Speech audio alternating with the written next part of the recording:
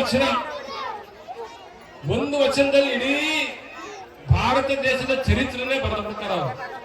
ಎಂತ ಅಂತಂದ್ರೆ, ಬಡತನ ಬಂದ್ರೆ ಬಡತನಕ್ಕೆ ಉಮ್ಮುವ ಚಿಂತೆ, ಬಡವರಾದ್ರೆ ಊಟ ಮಾಡಬೇಕು ಅನ್ನೋ ಚಿಂತೆ, ಬಡತನಕ್ಕೆ ಉಂಬುವ ಚಿಂತೆ, ಉಣಲಾದರೆ ಇಡುವ ಚಿಂತೆ, ಇಡಲಾದರೆ ಎಂಡಿರ ಚಿಂತೆ, ಎಂಡಿರಾದರೆ ಮಕ್ಕಳ ಚಿಂತೆ, ಮಕ್ಕಳಾದರೆ ಬದುಕಿನ ಚಿಂತೆ, ಬದುಕಾದರೆ ಕೇಡಿನ ಚಿಂತೆ, ಕೇಡಾದರೆ ಮರಣದ ಚಿಂತೆ. ಇಂತಿ ಚಿಂತೆಯಲ್ಲಿಪ್ಪುವವರ ಕಂಡೆ ಶಿವಭಕ್ತಿ ಶಿವ ಧ್ಯಾನದಲ್ಲಿದ್ದವರ ಒಬ್ಬರನ್ನು ಕಾಣಿನಿಂದ ನಿಜ ಶರಣ ಅಂಬಿಗರ ಚೌಡಯ್ಯ ಅಂತ ಒಂದು ದೊಡ್ಡ ವಚನ ಇದೆ.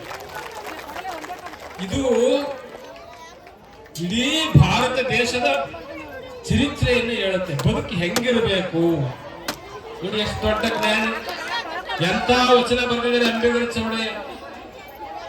ಬಡತನ ಬಂದ್ರೆ, ಹಸುವು ಬಂದ್ರೆ ಉಣ್ಬೇಕು ಅನ್ಸುತ್ತೆ, ಉಂಡ ಆದ್ಮೇಲೆ ಇಡ್ಬೇಕು ಅನ್ಸುತ್ತೆ, ಇಟ್ಟ ಮೇಲೆ ಎಂಡ್ರಬೇಕು ಅನ್ಸುತ್ತೆ, ಎಂಡ್ರಾದ್ಮೇಲೆ ಮಕ್ಕಳು ಬೇಕು ಅನ್ಸುತ್ತೆ, ಮಕ್ಕಳಾದ್ಮೇಲೆ ಬದುಕಬೇಕು ಅನ್ನುತ್ತೆ, ಬದುಕಾದ್ಮೇಲೆ ಕೇಡು ಬರುತ್ತೆ, ಕೇಡಾದ್ಮೇಲೆ ಸಾವು ಬರುತ್ತೆ.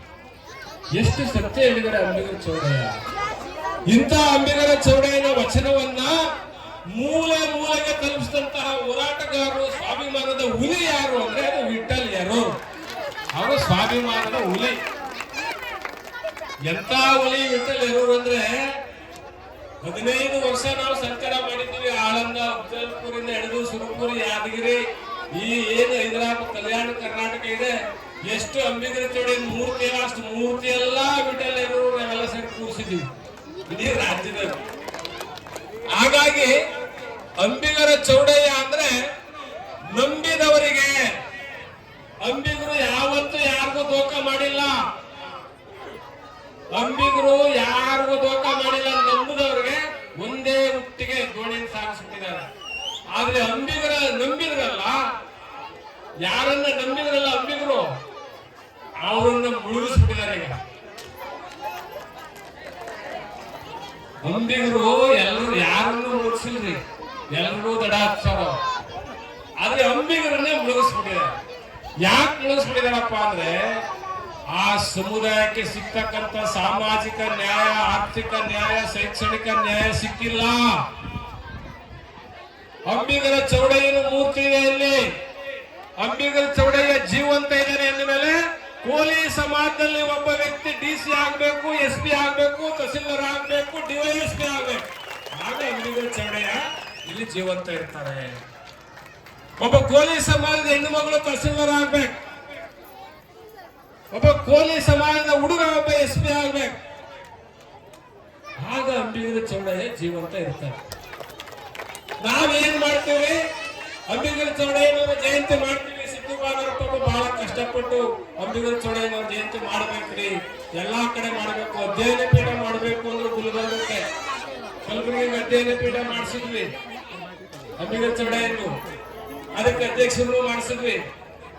ಆದ್ರೆ ಅಂಬಿಗರ ಸಮಾಜ ಏನಿದೆ ಅದು ಹುಟ್ಟು ಸ್ವಾಭಿಮಾನದ ಸಮಾಜ. ಅದು ವಿಠಲ್ ಯರೂರವರು ಆಸ್ಪತ್ರೆ ದವಾಖಾನಲ್ಲಿದ್ದಾಗ ಅವರ ದಿಂಬು ಕೆಳಗಡೆ ಏನ್ ಬರೆದಿಟ್ಟಿದ್ರಪ್ಪ ಅಂದ್ರೆ, ಖರ್ಗೆ ಸಾಹೇಬರು ನೋಡಕ್ ಹೋದ್ರು ಅವ್ರನ್ನ, ಎಷ್ಟಿಗೆ ಸೇರಿಸಬೇಕಷ್ಟೇ ಅಂತ ಒಂದು ಚೀಟಿ ಬರೆದ. ಎಂತ ದೊಡ್ಡ ಮನುಷ್ಯ, ಎಂತ ಸ್ವಾಭಿಮಾನದ ಹುಲಿ. ಇಂಥ ಸ್ವಾಭಿಮಾನದ ಹುಲಿ ವಿಠಲ್ ಯರೂರವರು ಇಡೀ ಕರ್ನಾಟಕದ ಮೂಲೆ ಮೂಲೆಗಳಲ್ಲಿ ಅಂಬಿಗರ ಚೌಡಯ್ಯನವರ ಜಯಂತಿ ಮತ್ತು ಅವರ ಪುತ್ಥಳಿಗಳನ್ನ ಕೂರಿಸಿ ಇವತ್ತು ಕೋಡ್ಲಾ ಗ್ರಾಮದಲ್ಲಿ ನಾವೆಲ್ಲ ಸೇರಿದ್ದೀವಿ. ಅಂದ್ರೆ ಯಾಕೆ ಸೇರಿದ್ದೀವಪ್ಪ ಅಂದ್ರೆ, ಅಂಬಿಗರ ಚೌಡಯ್ಯ ಒಬ್ಬ ಮಹಾನ್ ದೊಡ್ಡ ಕ್ರಾಂತಿಕಾರಿ, ಸ್ವಾಭಿಮಾನಿ. ಎಲ್ಲಾ ಪ್ರಶ್ನೆಗಳನ್ನು ಪ್ರಶ್ನೆ ಮಾಡ್ತಿದ್ದ. ನೋಡಿ, ನಮ್ಮ ಲಿಂಗಾಯತ ಧರ್ಮದಲ್ಲಿ ನಾವು ಎಲ್ಲೂ ನಮಸ್ಕಾರ ಮಾಡಂಗಿಲ್ಲ ಗೌಡ್ರೆ. ನಮ್ಮ ರಾಜಶೇಖರ್ ಪಾಟೀಲ್ ಸಾರ್, ನಮ್ಮ ಲಿಂಗಾಯತ ಧರ್ಮದಲ್ಲಿ ನಾವೆಲ್ಲೂ ನಮಸ್ಕಾರ ಮಾಡಂಗಿಲ್ಲ. ನಮ್ಮ ಯಾಕೆಂದ್ರೆ ಲಿಂಗ ಇರ್ತದೆ. ಅದಕ್ಕೆ ಅಂಬಿಗರ ಚೌಡಯ್ಯ ಅವತ್ತಿನ ಕಾಲಕ್ಕೆ ಏನ್ ಹೇಳೋದೆ ಅಂದ್ರೆ, ಕಟ್ಟಿದ ಲಿಂಗವ ಬಿಟ್ಟು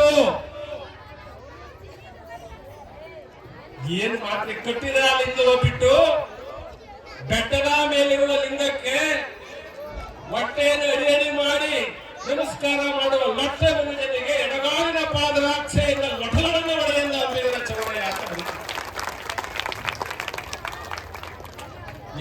ವಿಚಾರವಂತ ಅಂಬಿಗರ ಚೌಡಯ್ಯ. ಅದೊಂದು ವಚನ ಇಡೀ 12ನೇ ಶತಮಾನದ ಶರಣರಲ್ಲಿ ಕ್ರಾಂತಿ ವೈಬ್ರೇಷನ್ ಮಾಡಿಬಿಡ್ತಾರೆ. ಇಂಥ ಒಬ್ಬ ದಿಟ್ಟ ಹೋರಾಟಗಾರ ಇದ್ದ ಅವತ್ತಿನ ಕಾಲಕ್ಕೆ ಅಂಬಿಗರ ಚೌಡಯ್ಯ. ಇಂಥವರ ಜಯಂತಿಯನ್ನು ನಾವು ಯಾಕೆ ಮಾಡಬೇಕು ಅಂದ್ರೆ ನಮ್ಮ ಒಬ್ಬೊಬ್ಬ ಹುಡುಗ ಏನು ಪೊಲೀಸ್ ಸಮಾಜ ಹುಡುಗ ಇದ್ದಾರೆ, ಆ ಹುಡುಗ ಅಂಬಿಗರ ಚೌಡಯ್ಯನಂತ ಸ್ವಾಭಿಮಾನಿ ಆಗ್ಬೇಕು. ಗುಲಾಮರು ತಮಗೋಸ್ಕರ ಬದುಕ್ತಾರೆ, ಸ್ವಾಭಿಮಾನಿಗಳು ತಮ್ಮ ಸಮುದಾಯಕ್ಕೋಸ್ಕರ ಬದುಕ್ತಾರೆ. ಅಂತ ಸ್ವಾಭಿಮಾನಿ ವಿಠಲ್ ನೆಹರೂರಾಗಿದ್ರು. ಅದೇ ರೀತಿ ಸಿದ್ದು ಬಾನರವರು ಈ ಒಂದು ಸಮುದಾಯವನ್ನು ಸ್ವಾಭಿಮಾನಿಗಳಾಗಿ ಮಾಡಬೇಕು. ಆ ಸಮುದಾಯದಲ್ಲಿ ದೊಡ್ಡ ದೊಡ್ಡ ಕೆಲವು ಅಧಿಕಾರಿಗಳಾಗಬೇಕು. ಹಾಗಾದಾಗ ನಿಜವಾಗ್ಲೂ ಅಂಬಿಗರ ಚೌಡಯ್ಯನವರಿಗೆ ನಾವು ನಮಸ್ಕಾರ ಮಾಡಿದ್ರೆ ಕೃತಜ್ಞತೆ ಆಗುತ್ತೆ. ಇವತ್ತು ಅಂಬಿಗರ ಚೌಡಯ್ಯನವರ ವಚನಗಳು, ರಾತ್ರಿ ನೀವು ಪ್ರವಚನ ಕೇಳಿದ್ರೆ ಅಂಬಿಗರ ಚೌಡಯ್ಯನವರ ಜೀವನ ದರ್ಶನ, ಅವ್ರು ಎಂತ ವಚನಗಳು ಬರೆದಿದ್ದಾರೆ. ಕಲ್ಲ ದೇವರ ಪೂಜೆ ಮಾಡಿ ಕಲಿಯುಗದಲ್ಲಿ ಕತ್ತೆಗಳಾಗಿ ಹುಟ್ಟಿದರು, ಮುನ್ನ ದೇವರ ಪೂಜೆ ಮಾಡಿ ಮಾನೆಗೆಟ್ಟಿ ಹೋದರು, ಒಂದು ದೇವರ ಪೂಜೆ ಮಾಡಿ ವಲಸಿಗೆಟ್ಟಿ ಹೋದರು, ದೇವರನ್ನು ಪೂಜಿಸಿ ಸ್ವರ್ಗಕ್ಕೆ ಹೋದನೆಂಬುವನ್ನು ಕರತಂದು ತಲೆಯನ್ನೇ ಬೋಳಿಸಿ ಕುಮಾರಗುಂಡೆಯನ ಮನೆ ಕರಿಕತ್ತೆ ತಂದು ಮಾದಾರ ಚೆನ್ನಯ್ಯನ ಮನೆ 12 ಜೊತೆ ಹಳೆಯ ಕಣದಲ್ಲಿ ಶುದ್ಧವಾಗಿ ಹೊಡೆಯಲ್ಲ ಅಂಬಿಗರ ಚೌಡಯ್ಯ ಅಂತ ವಚನ ಬಂದಿದ್ದಾರೆ.